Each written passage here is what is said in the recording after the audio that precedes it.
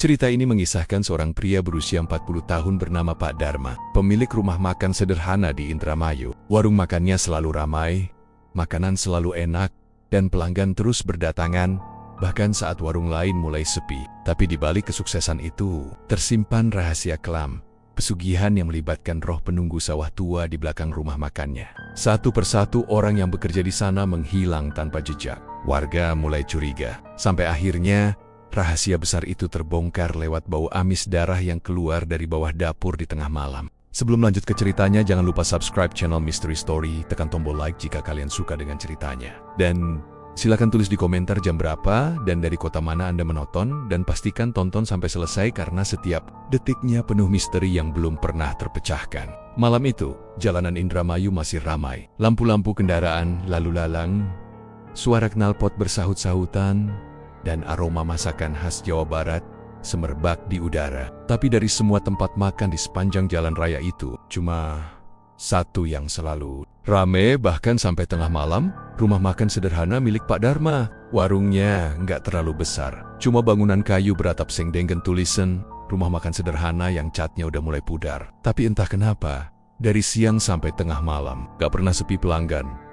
Orang-orang bilang masakan Pak Dharma punya cita rasa yang aneh tapi nagih. Ayam gorengnya empuk banget, sambalnya pedas tapi wangi. Bahkan orang yang cuma lewat, begitu nyium aromanya, langsung pengen mampir.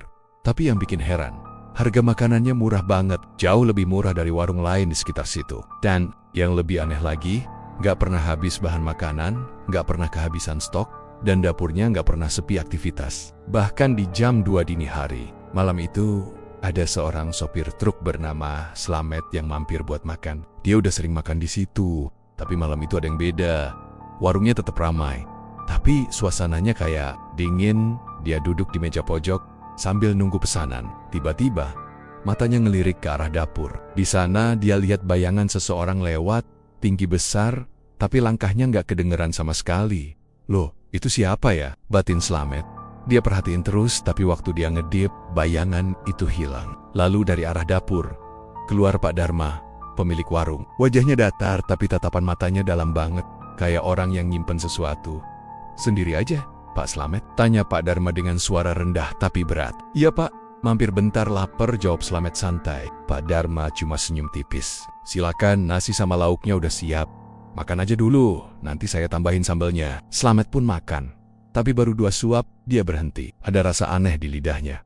Ayam gorengnya enak, tapi ada sedikit aroma kayak basi. Rasa amis yang halus, tapi bikin bulu kuduknya berdiri. Dia coba abaikan, tapi setiap suapan bikin tubuhnya makin gak enak. Sampai akhirnya, waktu dia nengok ke dapur, dia ngelihat sesuatu di antara uap dari panci besar. Ada tangan hitam legam keluar sebentar dari dalam wajan. Kumasnya bintar, tapi jelas banget. Tangannya kurus, panjang, dan jari-jarinya kayak cakar. Slamet langsung berdiri, tapi Pak Dharma buru-buru datang sambil bilang, "Ada apa Pak? Nggak apa-apa kan makannya?" Slamet cuma bisa geleng kepala. Nggak apa-apa Pak, saya cuma kaget." Dia buru-buru bayar, lalu keluar dari warung itu tanpa nengok lagi ke belakang. Tapi waktu dia buka pintu dan ngelangkah keluar, dari arah dapur kedengeran suara perempuan tertawa lirih. Besok paginya, warga sekitar sempat ngobrolin kejadian aneh di warung itu. Ada yang bilang, waktu lewat jam 3 subuh, mereka lihat lampu dapur masih nyala, dan ada sosok bayangan hitam berdiri di belakang jendela. Salah satu warga, Bu Ningsih, bilang kalau ia sering mencium bau anyir darah tiap malam lewat situ. Tapi anehnya, besok paginya, warung itu tetap bersih, wangi, dan ramai pembeli seperti nggak pernah terjadi apa-apa. Heran ya, kata Bu Ningsih ke tetangganya. Warung lain sepi, tapi yang itu, makin malam malah makin rame. Katanya, Pak Dharma tuh punya doa khusus. Masakannya disukai banyak orang karena dia rajin tirakat, jawab tetangganya. Tapi nggak semua percaya, karena ada satu rumor yang mulai nyebar di sekitar situ. Rumor bahwa setiap kali warungnya makin rame, pasti ada orang yang tiba-tiba hilang. 2 minggu kemudian, datanglah seorang gadis muda bernama Wati. Dia baru pindah ke Indramayu dan butuh kerja. Waktu lewat depan warung, dia lihat papan kecil bertuliskan, "Dibutuhkan karyawan, jujur dan rajin." Tanpa mikir panjang, Wati langsung melamar. Dan anehnya, dia langsung diterima tanpa wawancara panjang. "Mulai aja besok," kata Pak Dharma singkat. Kerjanya gampang, bantu cuci piring, bersih-bersih, sama bantu di dapur. Tapi ingat, jangan pernah keluar lewat pintu belakang. Ngerti? Wati cuma angguk. Walau heran kenapa harus dilarang lewat pintu belakang. Tapi karena butuh kerja, dia nggak banyak tanya. Hari pertama kerja, semua terasa normal. Warung rame banget, orang datang silih berganti. Wati sibuk banget di dapur, tapi sesekali dia ngerasa kayak ada yang ngawasin dari pojokan PA. Dia nengguk, nggak ada siapa-siapa. Hanya ada panci besar yang selalu ditutup rapat. Anehnya, panci itu nggak pernah dibuka. Tapi dari situlah aroma paling wangi keluar. "Bu, itu di dalam panci apa ya?" tanya Wati ke juru masak tua bernama Bu Sum. Bu Sum cuma melotot tajam dan bilang, "Jangan tanya itu. Kalau kamu sayang nyawa, jangan pernah coba buka." Nada bicaranya dingin, kayak peringatan keras. Wati langsung diam, tapi dalam hati, rasa penasaran mulai tumbuh. Malamnya, waktu warung udah sepi dan semua karyawan udah pulang, Wati masih di dapur beres-beres. Dia dengar suara langkah kaki pelan dari arah belakang. "Bu Sum." Pak Dharma panggilnya pelan. Gak ada jawaban. Suara langkah itu malah makin deket. Tok tok tok, dan tiba-tiba, ses, lampu dapur kedip 3 kali. Wati panik, dia jalan mundur pelan-pelan. Tapi tiba-tiba, dari arah belakang, muncul bayangan hitam berdiri di depan pintu dapur. Bayangan itu tinggi, gak jelas mukanya.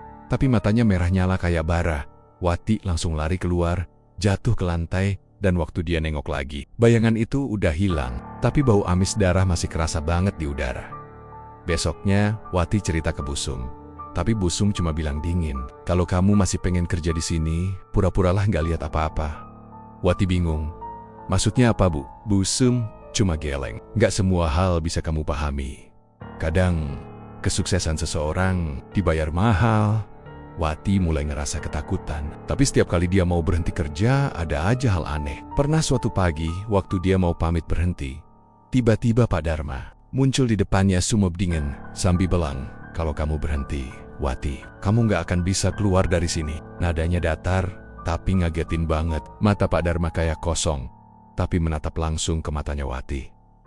Sejak saat itu, Wati sering mimpi buruk. Dia mimpi berdiri di dapur, lihat panci besar itu kebuka sendiri, dan dari dalamnya keluar darah hitam mengalir di lantai. Lalu, dari dalam panci itu, muncul tangan-tangan kecil yang kayak berusaha keluar. Dia terbangun dengan keringat dingin, tapi bau amis darahnya masih terasa, nyata. Dan setiap hari, aroma itu makin sering muncul.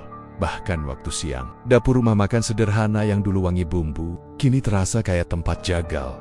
Tapi anehnya, pelanggan gak peduli. Mereka terus datang, bilang makanannya makin enak, makin gurih, makin bikin ketagihan. Dan tiap malam, Pak Dharma makin sering ke belakang rumah, ke arah sawah yang gelap itu, membawa sesuatu dalam karung hitam besar. Wati cuma bisa lihat dari jendela. Karung itu berat banget, dan waktu Pak Dharma jatuhin ke tanah, karung itu kayak bergerak sendiri. Dan malam itu, Wati sadar, rumah makan yang selalu ramai itu mungkin bukan cuma jualan nasi dan lauk biasa. Mungkin ada sesuatu di balik rasanya yang enak itu. Sesuatu yang bukan dari dunia ini. Suara latar, hembusan angin, langkah kaki di tanah basah, dan tawa perempuan samar-samar dari jauh. "Tunggu aku di dapur, Wati." Suara itu terdengar pelan, tapi cukup untuk bikin Wati tahu dia nggak sendirian di tempat itu.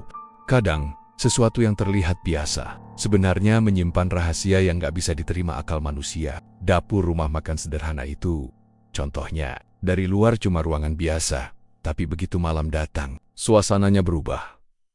Hari itu, Wati datang lebih pagi dari biasanya. Langit Indramayu masih mendung, tapi dari dapur warung, sudah tercium aroma masakan yang menggoda banget. Dia heran, siapa yang masak sepagi ini? Soalnya warung belum buka. Tapi ada suara panci berdenting dan uap panas keluar dari sela-sela jendela dapur.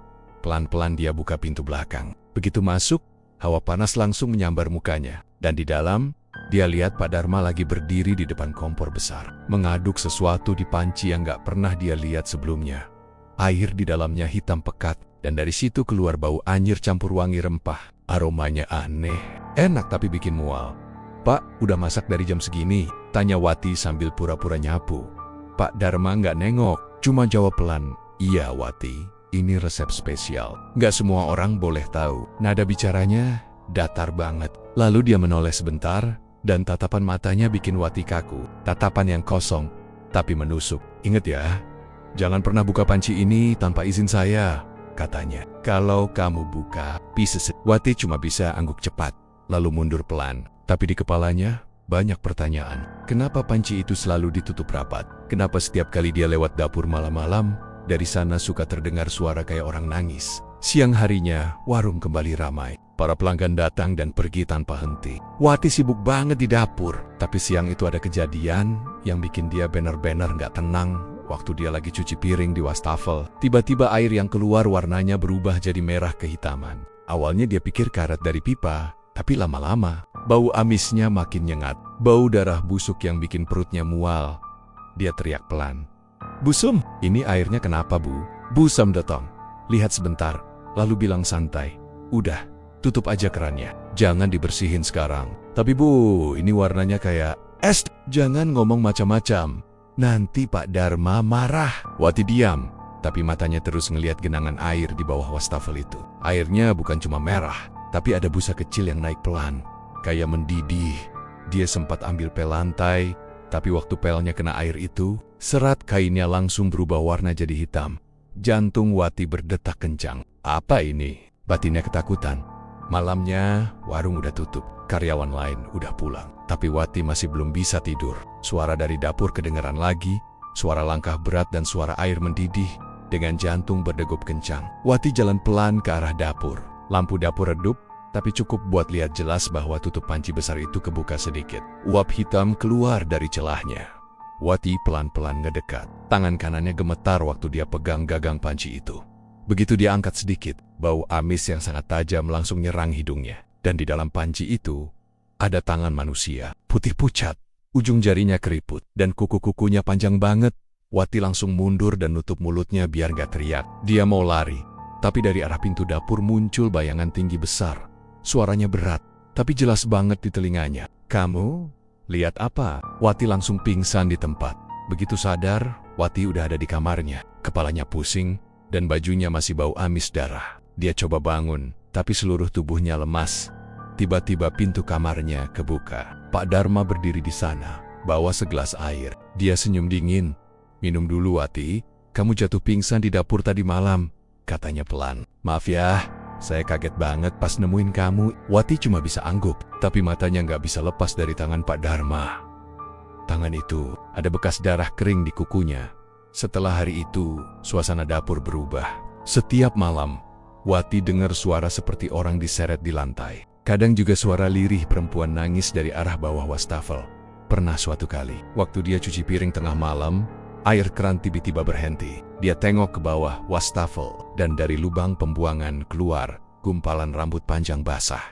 Wati langsung mundur sambil jerit kecil. Tapi anehnya, rambut itu kayak ditarik balik ke dalam lubang pipa, hilang dalam sekejap. Dia nggak tahu harus cerita ke siapa. Setiap kali mau ngomong ke Busum, Busum selalu jawab singkat, "Udah, dimin aja, Nak. Jangan campuri urusan yang bukan urusanmu." Beberapa malam kemudian, Wati sengaja pura-pura lembur lagi. Dia pengen tahu apa yang sebenarnya terjadi di dapur itu waktu tengah malam. Tepat jam 12, lampu dapur tiba-tiba nyala sendiri. Wati ngintip dari balik pintu. Di sana, Pak Dharma lagi duduk di depan panci besar.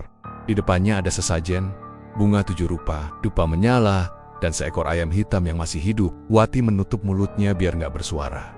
Dia lihat jelas, Pak Dharma menyembelih ayam itu dan meneteskan darahnya ke dalam panci hitam itu. Sambil itu dilakukan, dia membaca mantra aneh. Bahasanya nggak dimengerti, tapi nadanya berat dan menyeramkan. Darah untuk rejeki, daging untuk yang menunggu di bawah. Wati nggak sanggup lagi. Dia mundur pelan, tapi kakinya nyenggol sendok logam yang jatuh ke lantai. Pak Dharma langsung nengok cepat ke arah pintu. Matanya merah, dan wajahnya berubah menyeramkan dalam cahaya lampu yang redup. "Siapa di situ?" Wati langsung lari sekengkeng-kengkengnya ke kamarnya. Tapi waktu dia nutup pintu, dari arah dapur terdengar suara langkah kaki berat. Makin lama makin dekat. Tok tok tok, lalu berhenti tepat di depan kamarnya. Hening, lalu suara napas berat. "Jangan pernah ngintip lagi, Wati." Suara itu jelas banget. Tapi waktu Wati buka pintu perlahan, gak ada siapa-siapa di luar. Pagi harinya, semua berjalan seperti biasa. Warung ramai, pelanggan datang silih berganti. Tapi Wati perhatiin, dari setiap masakan yang disajikan, rasanya makin aneh. Bukan enak, tapi kayak ada rasa daging yang bukan biasa. Dia lihat pelanggan makan lahap, tapi wajah mereka pucat. Beberapa bahkan muntah setelah pulang. Tapi anehnya, mereka tetap datang lagi keesokan harinya. Kayak ketagihan, Sore itu Wati akhirnya berani nanya ke Busum. Bu, saya lihat Pak Dharma semalam di dapur. Dia kayak nyembelih ayam, terus ngelakuin ritual aneh. Busum terdiam, wajahnya langsung berubah pucat. Lalu dia bilang pelan, kamu udah lihat, ya? Why, kenapa Bu? Itu ritual apa? Busum menatap tajam, matanya berkaca-kaca. Itu bukan ayam biasa, Wati, itu tumbal. Tumbal untuk pesugihan yang ngasih dia rejeki. Wati, pesugihan? Busum mengangguk pelan. Setiap 3 bulan sekali harus ada yang dikasih makan. Dulu tapi lama-lama dia ganti dengan yang lebih besar. Wati langsung pucat. Yang lebih besar. Maksudnya, menish. Busum nggak jawab, tapi air matanya jatuh pelan. Malam itu, Wati nggak bisa tidur. Kata-kata Busum terus terngiang di kepalanya, dan rasa takutnya makin menjadi waktu dia dengar suara dari bawah lantai kamarnya. Suara itu pelan, kayak bisikan, tolong, keluarkan aku, tolong. Wati langsung lompat dari kasur, dia nempelin telinganya ke lantai, dan jelas banget, itu suara perempuan. Dia teriak kecil, tapi nggak ada yang datang. Dia coba buka pintu tapi gak bisa, pintunya kayak dikunci dari luar. Dan dari celah bawah pintu, muncul cairan merah yang mengalir pelan. Cairan itu makin banyak, dan bau darah segar di luar kamar. Suara langkah kaki terdengar lagi, perlahan, mendekat, tok-tok, tok. Wati nahan napas. Suara itu berhenti tepat di depan pintunya. Lalu terdengar suara berat Pak Dharma. Kamu udah tahu terlalu banyak, Wati. Setelah itu, semuanya gelap. Keesokan harinya, rumah makan sederhana tetap buka seperti biasa. Ramai pembeli, ramai tawa, dan makanan tetap enak seperti biasa. Tapi dari daftar karyawan, nama Wati sudah nggak ada. Malam itu, suasana rumah makan sederhana terasa berbeda dari biasanya. Hujan turun rintik-rintik sejak sore, membuat aroma tanah basah bercampur dengan wangi sambal terasi dan ikan bakar dari dapur. Meski sudah hampir pukul 9 malam, warung Pak Jaya masih ramai pengunjung. Tapi entah kenapa, malam itu suasananya agak aneh, sunyi di antara ramai, dingin di antara panasnya tungku dapur. Pak, ini ikan bakarnya kok enak banget ya, kayak ada rasa khas gitu, ucap salah satu pelanggan sambil mengunyah pelan. Pak Jaya hanya tersenyum kecil dari balik meja kasir. Oh, itu resep turun-temurun, Mas. Bumbunya rahasia, jawabnya dengan nada datar. Padahal, di balik kata rahasia itu, tersimpan sesuatu yang tak bisa diucapkan. Dapur di bagian belakang rumah makan itu selalu dikunci rapat. Hanya Pak Jaya yang boleh masuk. Bahkan Ronnie, pegawai yang sudah kerja di sana selama 2 tahun pun tak pernah diizinkan masuk ke ruangan itu. Setiap jam 2 dini hari, saat semua sudah tidur, suara langkah kaki berat terdengar dari arah dapur. Lalu terdengar suara seperti sesuatu yang diseret di lantai, diikuti bau amis menusuk hidung. Pak, saya sering dengar suara dari dapur malam-malam. It's why, tanya Rani suatu pagi, dengan wajah ragu. Pak Jaya menatapnya tajam. Kalau kamu masih mau kerja di sini, jangan pernah tanya lagi soal itu. Nada suaranya berat, dingin, dan tegas. Sejak saat itu, Rani tak pernah berani membuka mulut lagi. Tapi rasa penasarannya terus mengganjal. Sampai suatu malam Rani nekat. Setelah rumah makan tutup dan semua karyawan pulang, dia pura-pura ketinggalan ponsel. Dia sembunyi di belakang rak bumbu, menunggu sampai suasana benar-benar sepi. Waktu menunjuk pukul 2:15. Lampu dapur tiba-tiba menyala sendiri. Rani mengintip dari celah pintu. Tampak Pak Jaya berjalan pelan menuju kulkas besar yang berada di pojok dapur. Ia membuka pintunya, dan dari sana keluar embun dingin bercampur bau anyir. Jangan lama-lama, gumam Pak Jaya pelan, seperti sedang bicara dengan seseorang. Tapi tak ada siapa-siapa di sana. Rani menahan napas. Dari tempatnya, ia melihat Pak Jaya mengeluarkan sebuah wadah besar dari dalam kulkas. Saat tutupnya dibuka, Rani nyaris menjerit. Di dalamnya ada potongan daging berwarna pucat keabu-abuan. Tapi anehnya, daging itu masih segar, seolah baru saja dipotong. Padahal Rani tahu betul, kulkas itu tidak pernah dimatikan selama berbulan-bulan. Dan yang paling menyeramkan, di bagian ujung wadah itu tampak seperti jari manusia. Rani menutup mulutnya agar tak menjerit. Jantungnya berdetak keras, keringat dingin mengucur deras. Tiba-tiba, suara berat terdengar. Siapa di situ? Pak Jaya menoleh cepat ke arah pintu. Rani panik. Ia lari secepat mungkin ke arah belakang, ke pintu keluar kecil. Tapi saat tangannya menyentuh gagang pintu, tubuhnya seperti tertahan. Pintu itu tidak bisa dibuka, seolah ada sesuatu yang menahan dari luar. Lalu, samar-samar, Terdengar suara lirih seperti bisikan perempuan. Jangan ikut campur. Ini bukan urusanmu. Rani menoleh dengan gemetar. Di belakangnya, dari arah dapur, muncul bayangan perempuan berambut panjang. Wajahnya penuh luka, matanya hitam lega menatap tajam ke arahnya. Roni menjerit. Seketika itu juga, lampu dapur padam. Keesokan paginya, semua karyawan heboh. Rani tidak datang kerja, tapi yang lebih aneh, ponselnya ditemukan di dalam dapur di atas kulkas besar, tepat di tempat Pak Jaya biasa menyiapkan bahan. "Pak, ini punya Mbak Rani. Kok bisa di sini ya?" tanya salah satu pegawai. Pak Jaya hanya menatap ponsel itu sekilas, lalu menjawab pelan. Mungkin dia ketinggalan waktu pulang. Sudah, lanjut kerja saja. Tapi malamnya, kejadian aneh mulai muncul. Pelanggan yang makan di sana tiba-tiba merasa mual. Ada yang bilang makanan terasa aneh, seperti ada bau tanah dan amis menyengat di setiap suapan. Namun ajaibnya, meski begitu, tak satu pun makanan di rumah makan itu pernah basi. Bahkan nasi yang dimasak pagi, kalau disimpan semalaman pun tetap hangat keesokan harinya. Orang-orang mengira Pak Jaya pakai pengawet rahasia, tapi sebenarnya, rahasia itu bukan dari bahan dapur melainkan dari tumbal yang diberikan. Malam berikutnya, Pak Jaya kembali masuk ke dapur dengan wajah tegang. "Sudah saya kasih tumbal 1. Jangan minta lagi," katanya sambil menatap ke lantai. Tiba-tiba dari bawah tungku, muncul asap hitam pekat. Dari dalam asap itu, suara berat menggema, "Janji belum lunas. Kau masih butuh ramai, masih butuh kaya." Pak Jaya gemetar. "Aku cuma minta warung ini terus laku. Jangan ganggu pegawai lagi." Suara itu tertawa pelan. "Baiklah, asal setiap bulan 1 nyawa kau serahkan." Pak Jaya terdiam, wajahnya pucat pasi. Dia tahu, itu harga yang harus dibayar, dan sejak saat itu, setiap bulan, selalu ada saja karyawan baru yang hilang tanpa jejak. Tapi, warungnya semakin ramai. Pembeli terus berdatangan. Bahkan orang dari luar kota pun rela antre demi mencicipi ikan bakar dan sambal khas rumah makan sederhana. Mereka tidak tahu, sebagian bumbu rahasia itu berasal dari sesuatu yang tak seharusnya dimakan manusia. Malam makin larut. Di dapur, kulkas besar kembali bergetar pelan, seperti ada sesuatu yang hidup di dalamnya. Dari celah pintunya, terlihat setitik mata merah menyala, menatap tajam ke arah luar. Suara lirih terdengar. "Giliran siapa bulan depan?" Sejak hilangnya Rani, suasana di rumah makan sederhana mulai berubah. Walau pelanggan masih ramai setiap hari, tapi entah kenapa, hawa di tempat itu terasa semakin berat. Orang-orang sering mengeluh tentang aroma aneh yang muncul dari dapur. Campuran antara amis, tanah basah, dan bau daging mentah yang menusuk. Beberapa pelanggan bahkan bilang, mereka kadang mencium bau seperti bunga melati busuk saat sedang makan. Namun anehnya, semua pegawai hanya bisa diam. Mereka tahu ada sesuatu yang tidak beres, tapi tak ada yang berani membahasnya.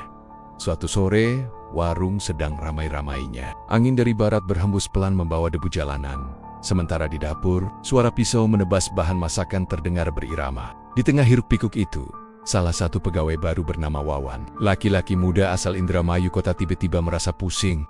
Ia memegang kepala sambil bergumam pelan, "Pak, bau apa ini kok kayak amis banget?" Pak Jaya yang sedang memanggang ikan langsung menoleh. Tatapannya tajam, penuh peringatan. "Sudah, jangan banyak tanya. Fokus ke. Itu cuma bau ikan laut biasa." Wawan mengangguk pelan, walau dalam hatinya merasa aneh. Soalnya, bau itu bukan bau ikan, itu bau darah. Malamnya setelah warung tutup, Wawan duduk sendirian di ruang makan. Ia sedang menghitung uang hasil penjualan hari itu. Tapi tiba-tiba, dari arah dapur terdengar suara seperti sesuatu yang jatuh. "Brak!" Wawan spontan berdiri. "Pak Jaya," panggilnya pelan. Tak ada jawaban. Lampu dapur redup, hanya menyala sebagian. Dari celah pintu, terlihat bayangan seseorang sedang berjalan pelan. Tapi langkahnya tidak menyentuh lantai. Melayang. Wawan menatap dengan mata membesar. Sosok itu berambut panjang, bajunya lusuh penuh noda hitam, dan matanya menatap tajam ke arahnya. Suara lirih terdengar, pelan tapi jelas, "Pergi dari sini, sebelum kamu ikut jadi bahan masakan." Wawan tertegun, seluruh tubuhnya kaku, tenggorokannya kering. Saat dia hendak mundur, tiba-tiba lampu dapur padam total keesokan paginya. Wawan langsung menghampiri teman kerjanya, Sinta, seorang pelayan yang sudah lama kerja di sana. "Sin, kamu pernah lihat sesuatu nggak di sini? Maksudku, yang aneh-aneh gitu." Sinta diam sejenak. Tatapannya ragu, tapi akhirnya ia bicara dengan suara pelan, hampir berbisik. "Aku udah 3 kali kerja malam sendirian, dan tiap kali selalu ada yang enggetak-enggetok dari lantai bawah dapur. Lantai bawah? Tanya Wawan kaget. Iya, katanya di bawah tungku itu ada ruangan kecil. Dulu bekas sumur, tapi ditutup sama Pak Jaya. Sekarang nggak boleh ada yang buka bagian itu. Wawan menelan ludah. Jadi benar, ada sesuatu di bawah dapur itu. Sinta melanjutkan, aku pernah nyium bau daging gosong, padahal nggak ada yang masak. Kadang ada suara perempuan nangis dari arah tungku. Kata-kata Sinta membuat Wawan merinding hebat, tapi rasa penasarannya justru semakin besar. Malam harinya, Wawan nekat. Ia menunggu sampai semua orang pulang, lalu perlahan masuk ke dapur. Satu-satunya cahaya berasal dari lampu kecil di pojok ruangan. Dapur itu sepi, tapi hawa panasnya aneh. Seperti ada api menyala di bawah tanah. Ia jongkok di depan tungku besar yang selalu digunakan Pak Jaya.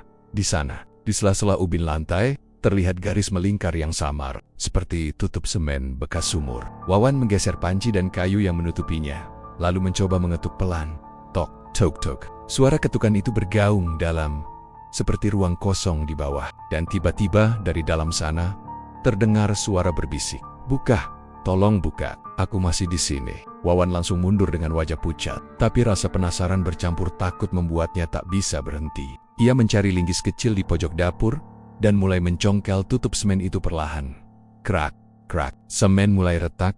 Tiba-tiba, angin dingin keluar dari celah yang terbuka, membawa aroma busuk luar biasa. Wawan menutup hidungnya, matanya berair karena bau itu begitu menusuk. Tapi sebelum ia sempat kabur, tangan pucat keluar dari dalam lubang itu, mencengkeram pergelangan kakinya kuat-kuat.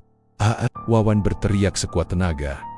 Tangan itu menariknya keras ke arah lubang. Dari dalam terdengar suara banyak, seperti orang menangis dan tertawa bersamaan. Wawan berusaha melepaskan diri, tapi tenaganya seperti disedot habis. Saat hampir seluruh tubuhnya masuk ke dalam, tiba-tiba suara berat menggema dari pintu dapur. Berhenti. Itu suara Pak Jaya.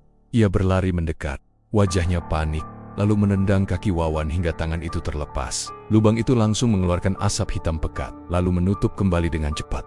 Seolah tak pernah terbuka.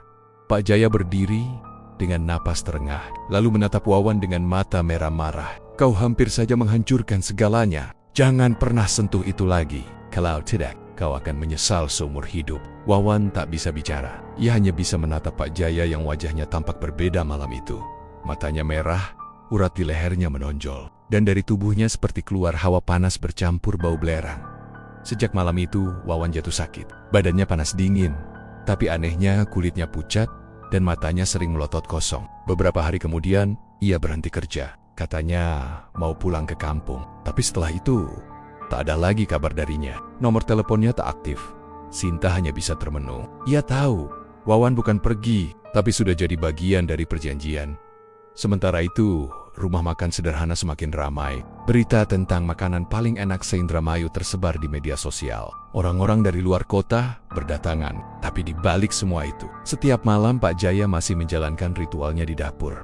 Ia menyalakan tungku dengan kayu dari pohon randu kering, lalu meneteskan darah ayam ke lantai, sambil bergumam pelan, sudah kukasih satu lagi. Tolong jangan ganggu pelanggan. Aku cuma ingin usahaku terus hidup. Dari bawah tungku, terdengar suara lirih perempuan.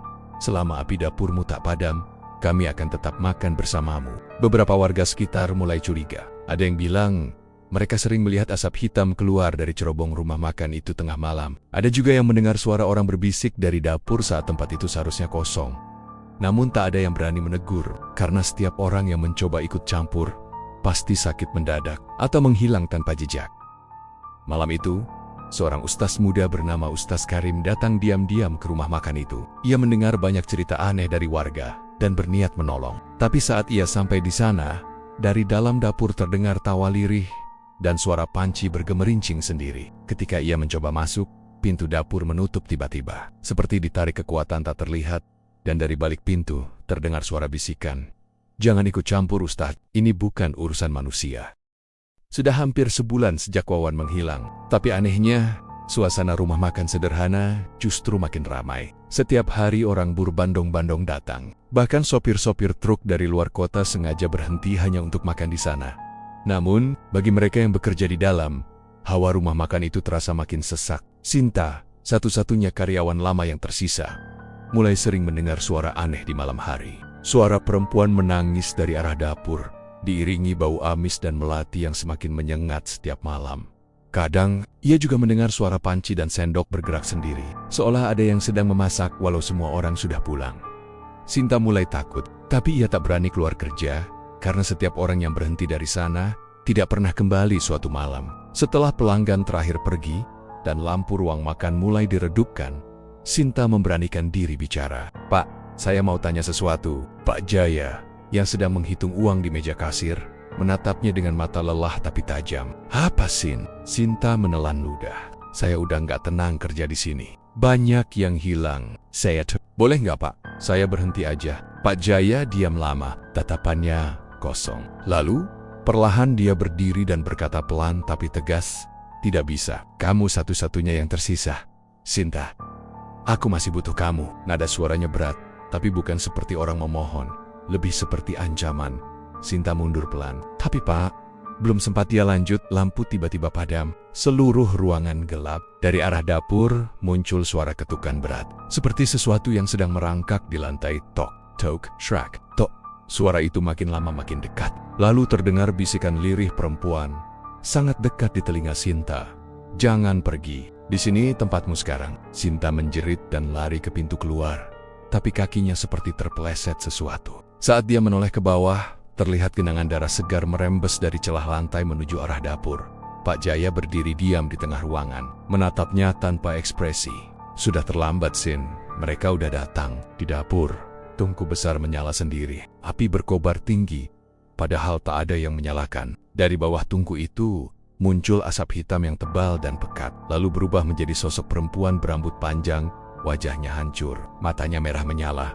Sinta menjerit dan menunduk ketakutan, tapi sosok itu menatap Pak Jaya. Suaranya bergema berat. "Kau janji hanya 7 nyawa, Jaya. Tapi sudah 8 bulan berlalu, dan kau belum menyerahkan tumbal terakhir." Pak Jaya gemetar. Ia menunduk, matanya merah. "Sudah, cukup. Aku sudah kasih semuanya. Tolong hentikan ini." Sosok itu tertawa pelan.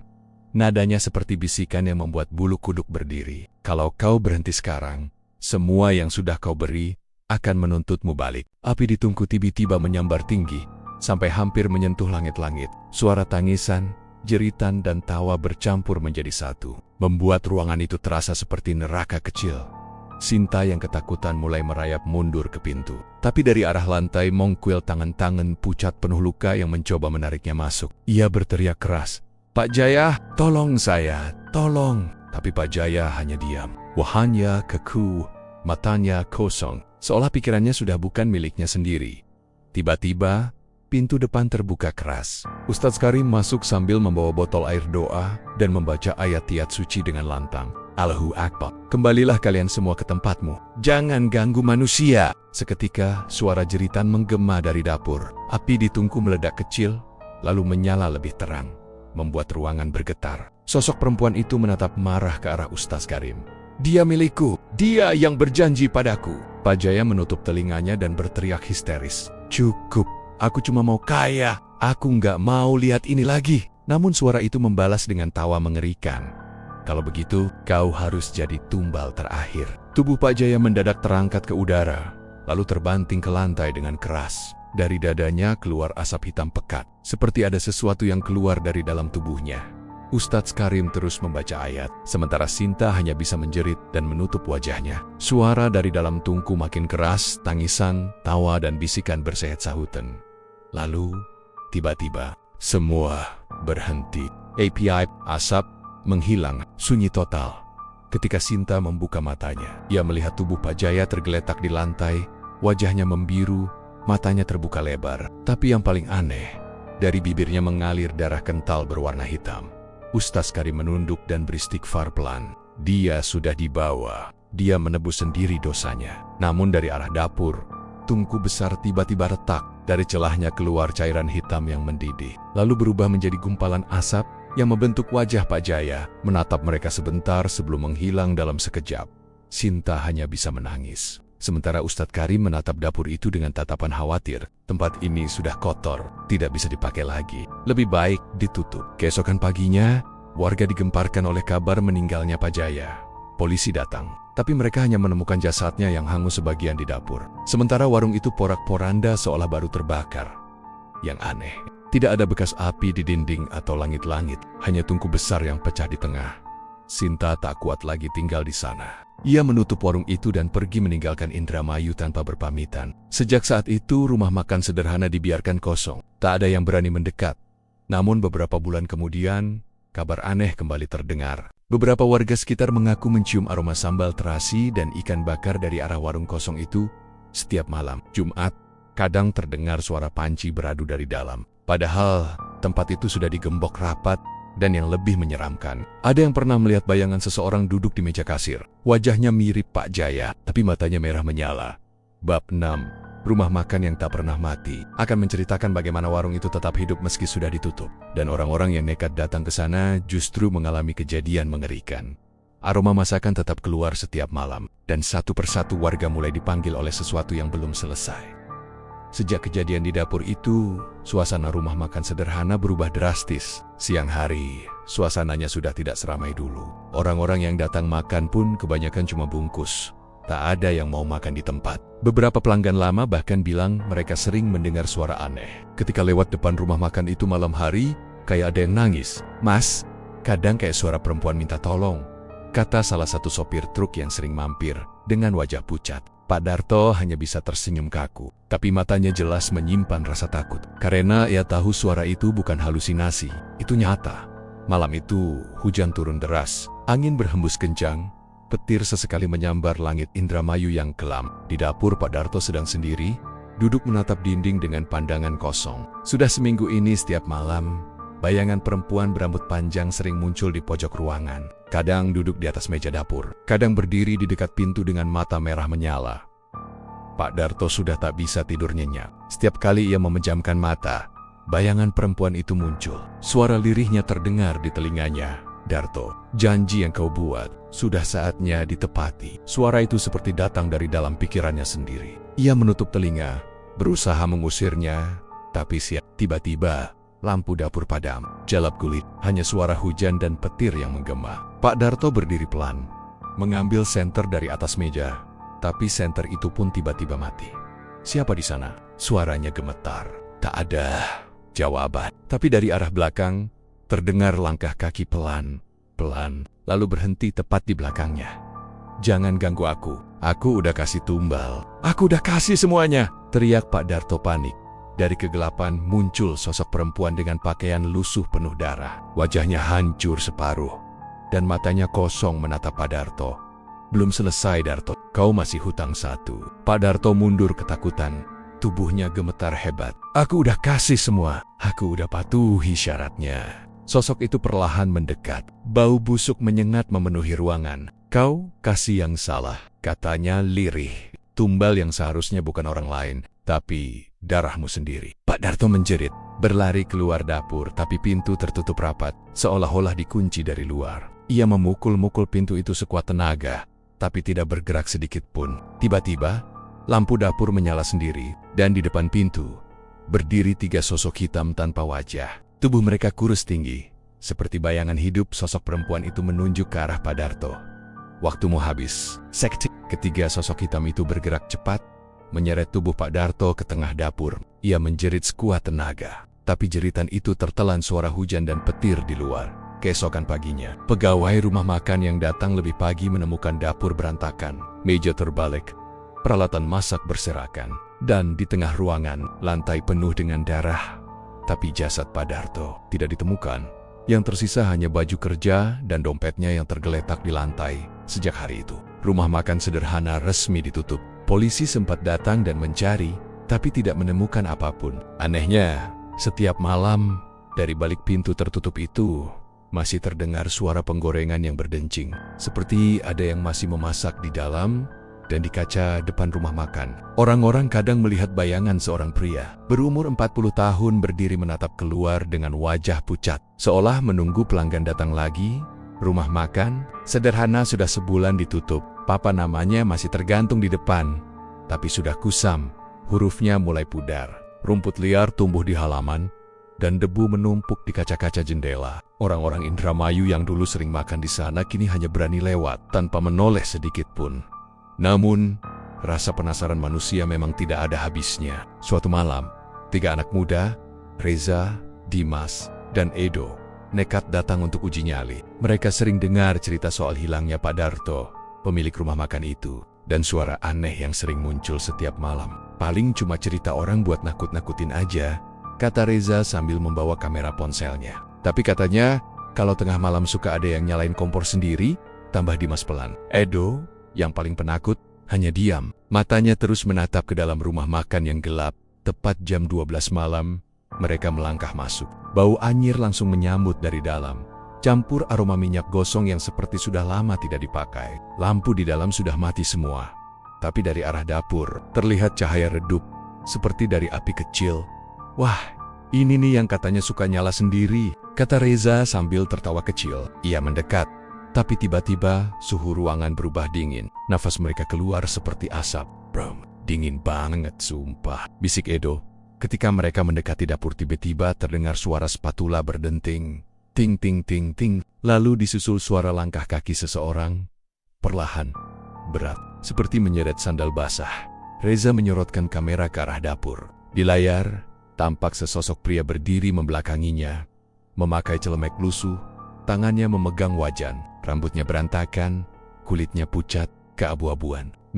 Mazda, ucap Dimas refleks. Sosok itu menoleh perlahan. Matanya hitam pekat, bola matanya seperti lenyap, hanya rongga gelap yang menatap mereka. Bibirnya bergerak pelan. Aku belum selesai masak. Reza menjerit dan menjatuhkan kameranya. Mereka bertiga langsung lari ke arah pintu, tapi pintunya tertutup rapat. Saat mereka berusaha menendannya, tiba-tiba semua kompor menyala bersamaan. Api biru menjulang tinggi, menerangi ruangan. Di dinding dapur, darah segar mulai mengalir membentuk tulisan.